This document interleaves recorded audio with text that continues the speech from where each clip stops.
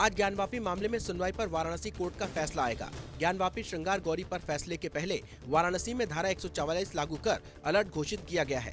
काशी विश्वनाथ मंदिर के साथ लगी ज्ञानवापी मस्जिद को लेकर विवाद पर अब सबकी नजरें आज आने वाले फैसले पर टिकी हुई हैं। कोर्ट के फैसले के बाद ही ज्ञानवापी मंदिर मस्जिद विवाद का भविष्य तय होगा। दरअसल इस मामले को लेकर इलाहाबाद हाई कोर्ट से लेकर सुप्रीम कोर्ट तक कई दावे किए गए हैं। मिशन 2024 को लेकर साउथ में भी बीजेपी के खिलाफ गठजोड़ तैयार करने की कवायद तेजी से आगे बढ़ रही है। केसीआर और एसडी कुमारस्वामी की हैदराबाद में एक बैठक हुई, जिसमें कहा गया कि बीजेपी की भावनात्मक मुद्दों को उभारने वाली राजनीति के खिलाफ किसानों के और दूसरे जरूरी मुद्दों की राजनीति करने वाले एक वैकल्पिक फ्रंट की दक्षिण में जरूरत है, जिसकी अगुवाई केसीआर करेंगे। दरअसल एसडी कुमारस्वामी एक दिवसीय दौरे पर हैदराबाद आए थे। उन्होंने केसीआर के राष्ट्रीय पार्टी के गठन के ऐलान का भी स्वागत किया है। प्रधानमंत्री नरेंद्र मोदी आज international dairy federation world dairy summit का उद्घाटन करेंगे। आज सुबह लगभग 10:30 बजे India expo centre and mart greater Noida में उद्घाटन कार्यक्रम आयोजित किया जाएगा। वहीं आज शाम लगभग 6:15 पर गृह मंत्री अमित शाह भी WTS समिट में शिरकत करेंगे। दरअसल 4 दिवसीय इंटरनेशनल डेयरी समिट आज से 15 सितंबर तक होगा। समिट में 50 देशों के लगभग 1500 प्रतिभागियों के भाग लेने की उम्मीद है। सीएम योगी आदित्यनाथ आज सुबह 9:30 बजे एक्सपो मार्ट पहुंचेंगे और सुबह पीएम मोदी के साथ और शाम को गृह मंत्री के साथ समिट में हिस्सा लेंगे। International dairy federation world summit के उद्घाटन के बाद सीएम दोपहर 12:30 बजे जनप्रतिनिधियों के साथ बैठक करेंगे और 1:30 बजे के बाद सेक्टर 82 के बस टर्मिनल का निरीक्षण करेंगे। वहीं दोपहर 2:30 बजे सीएम सेक्टर 94 स्थित ITMS और ICC पहुँचेंगे। उसके बाद सीएम IIT GNL का निरीक्षण करेंगे और सीएम और 3 बजे GBO जाएंगे। कांग्रेस की भारत जोड़ो यात्रा तेजी से आगे बढ़ रही है। आज सुबह 7 बजे भारत जोड़ो यात्रा वेल्यानी जंक्शन पहुंचेगी, जिसके बाद पट्टोम के सेंट मरियस स्कूल में यात्रा का पड़ाव होगा। शाम 5 बजे कांग्रेस की पदयात्रा सेंट मरियस स्कूल से आगे के लिए बढ़ जाएगी और कई स्थानों से होती हुई शाम 7 बजे एलसाज कन्वेंशन सेंटर में भारत जोड़ो यात्रा रात्रि विश्राम के लिए रुकेगी। काजा कुट्टुम में रात के पड़ाव के बाद यात्रा अगले दिन सुबह आगे के लिए प्रस्थान करेगी। दिल्ली के मुख्यमंत्री अरविंद केजरीवाल आज एक बार फिर गुजरात में अपने 2 दिवसीय दौरे के लिए अहमदाबाद में मौजूद रहेंगे।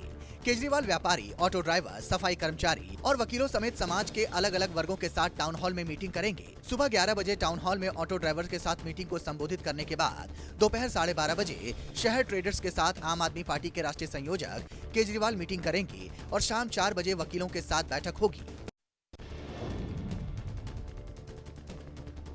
गुजरात में साल के अंत में विधानसभा चुनाव होने वाले हैं। ऐसे में पंजाब में फतह के बाद दिल्ली के सीएम और आम आदमी पार्टी संयोजक अरविंद केजरीवाल ने गुजरात में भी चुनावी जीत के लिए अपनी पूरी ताकत झोंक दी है। इसी क्रम में वो गुजरात के अहमदाबाद पहुंचे, जहां उन्होंने बीजेपी सरकार को निशाने पर लिया। उन्होंने प्रदेश की बीजेपी सरकार को भ्रष्ट सरकार करार दिया।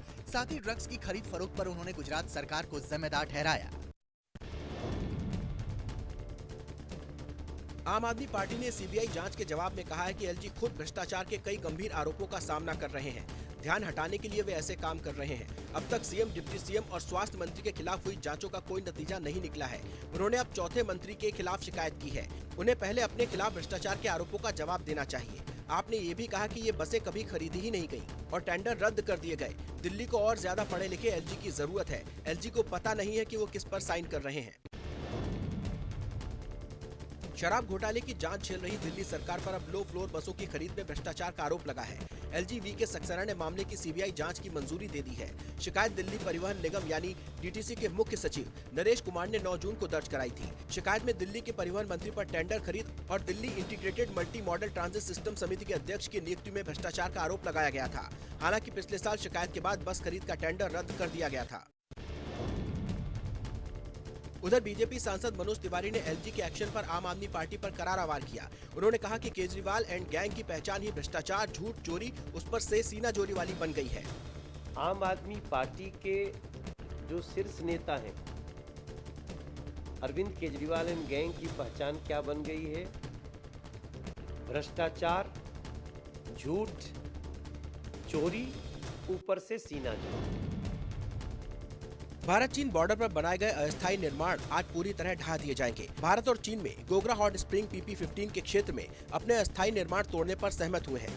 दोनों देशों के समझौते के अनुसार इस क्षेत्र में निर्माण का ध्वस्तीकरण किया जाना था, जिसकी प्रक्रिया 8 सितंबर को सुबह 8:30 बजे शुरू हुई, जो आज 12 सितंबर तक पूरी कर ली जाएगी। गौरतलब है कि हाल ही में दोनों देशों के बीच हुई सैन्य कमांडरों की बैठक में ये फैसला लिया गया था।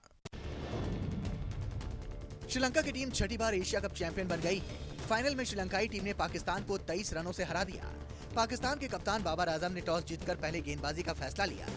श्रीलंका ने पहले बल्लेबाजी करते हुए निर्धारित 20 ओवरों में 6 विकेट के नुकसान पर 170 रन बनाए। भानुका राजपक्षे ने 71 रनों की नाबाद पारी खेली। जवाब में पाकिस्तान की टीम 20 ओवर में 147 रनों पर ऑल आउट हो गई। पाकिस्तान की ओर से मोहम्मद रिजवान ने 49 गेंदों पर 55 रनों की पारी खेली। श्रीलंका की ओर से प्रमोद मधुशन और वानिंदु हसरंगा ने 3 विकेट लिए। देश की राजधानी दिल्ली में एनसीपी के राष्ट्रीय अधिवेशन में एक बड़ा ड्रामा देखने को मिला। दरअसल शरद पवार के भतीजे और महाराष्ट्र के पूर्व उप मुख्यमंत्री अजीत पवार कथित तौर पर शरद पवार के सामने ही अधिवेशन को बीच में ही छोड़कर चलते बने। दरअसल महाराष्ट्र एनसीपी अध्यक्ष जयंत पाटिल को उनके सामने बोलने का मौका दिए जाने के बाद वे बीच में ही वहां से चले गए। हालांकि बाद में अजीत पवार ने साफ किया कि उन्होंने बैठक में इसलिए नहीं बोला क्योंकि वो पार्टी के राष्ट्रीय स्तर के नेता नहीं है और ये राष्ट्रीय स्तर की बैठक थी। एनसीपी नेता नवाब मलिक को कोर्ट ने किडनी टेस्ट कराने की इजाजत दे दी है। नवाब मलिक का किडनी टेस्ट आज होगा। मनी लॉन्ड्रिंग मामले में महाराष्ट्र के पूर्व मंत्री नवाब मलिक की गिरफ्तारी हुई थी।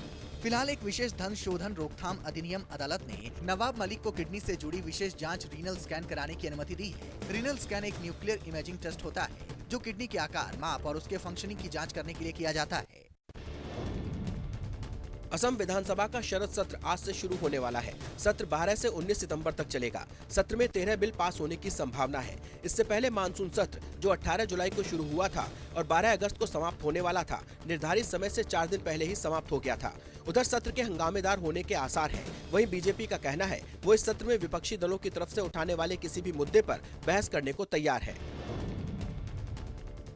द्वारिका और ज्योतिर्मठ के शंकराचार्य स्वामी स्वरूपानंद सरस्वती का निधन हो गया है। शंकराचार्य लंबे समय से बीमार चल रहे थे। शंकराचार्य के अंतिम दर्शन के लिए परमहंसी आश्रम में भक्तों का तांता लगना शुरू हो गया है।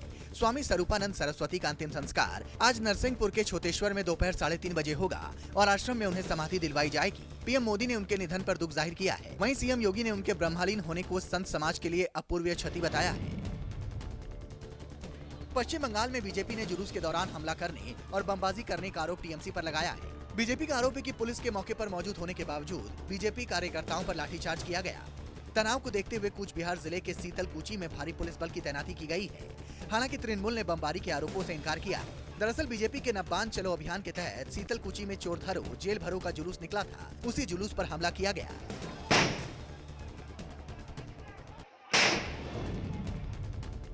हमसे फ्रेंडशिप करो नहीं तो मार देंगे गोली। रांची में विशेष समुदाय के लड़के आदिवासी लड़कियों को ये कहकर धमका रहे हैं, जिससे छात्राएं दहशत में हैं। मामला रांची के ओरमांझी स्थित प्रोजेक्ट +2 स्कूल का है, जहां छात्राओं का आरोप है जब उन्होंने विशेष समुदाय के युवकों का विरोध किया तो युवकों ने उनके साथ मारपीट की और अगवा करने की धमकी दी।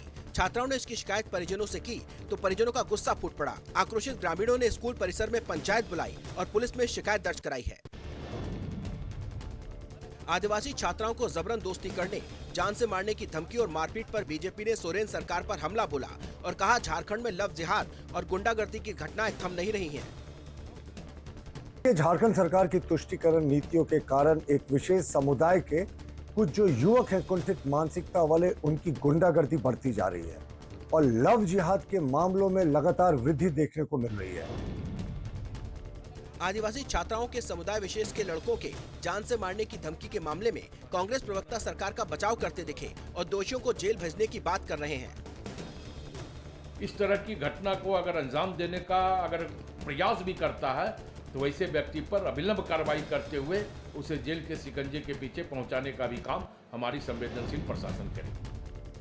लाइन ऑफ एक्चुअल कंट्रोल यानी LAC पर चीन की किसी भी हिमाकत का जवाब देने के लिए भारतीय वायुसेना पहले से मुस्तैद है। इन सब के बीच सेना प्रमुख जनरल मनोज पांडे ने लद्दाख सेक्टर में भारतीय वायुसेना के अपाचे लड़ाकू हेलीकॉप्टर से उड़ान भरी। इस दौरान उन्हें अपाचे हेलीकॉप्टर की विशेषताओं से परिचित कराया गया और इसकी क्षमताओं और भूमिकाओं के बारे में जानकारी दी गई। सेना प्रमुख जनरल मनोज पांडे लेह में फायर एंड फ्यूरी कोर मुख्यालय भी पहुंचे।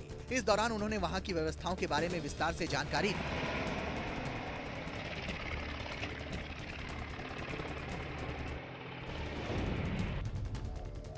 राजस्थान बीजेपी में एक बार फिर से बड़ी गुटबाजी देखने को मिली है। दरअसल केंद्रीय गृह मंत्री अमित शाह को जोधपुर एयरपोर्ट से रवाना करने के बाद बीजेपी अध्यक्ष सतीश पूनिया रामदेवरा में लोक देवता बाबा रामदेव के दर्शनों के लिए पदयात्रा पर निकले। 12 किलोमीटर की उनकी पदयात्रा के दौरान बीजेपी का एक भी बड़ा नेता उनके साथ नहीं था। यात्रा को पूरी करने के बाद बीजेपी प्रदेश अध्यक्ष ने एक ट्वीट किया और लिखा कि सफर में धूप तो होगी, जो चल सको तो चलो।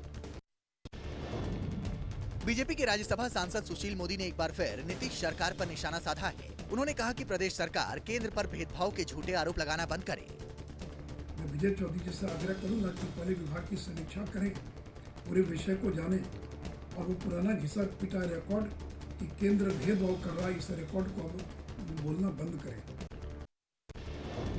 केंद्रीय गृह मंत्री अमित शाह गुजरात के दौरे पर हैं, जहां अमरेली में शाह ने जिला सहकारिता सम्मेलन में शिरकत की। इस दौरान उनका भव्य स्वागत किया गया। उन्होंने सोमनाथ मंदिर पहुंचकर पूजा अर्चना की। गृह मंत्री ने सोमनाथ में भगवान हनुमान की 16 फीट ऊंची मूर्ति का अनावरण भी किया। साथ ही सोमनाथ में ही 256 दुकानों का उद्घाटन किया, जिसे मारुति हाट नाम दिया गया है। केंद्रीय गृह मंत्री अमित शाह ने भगवान सोमनाथ की पूजा अर्चना की और गुजरात में बीजेपी के दोबारा विजय होने के लिए आशीर्वाद मांगा।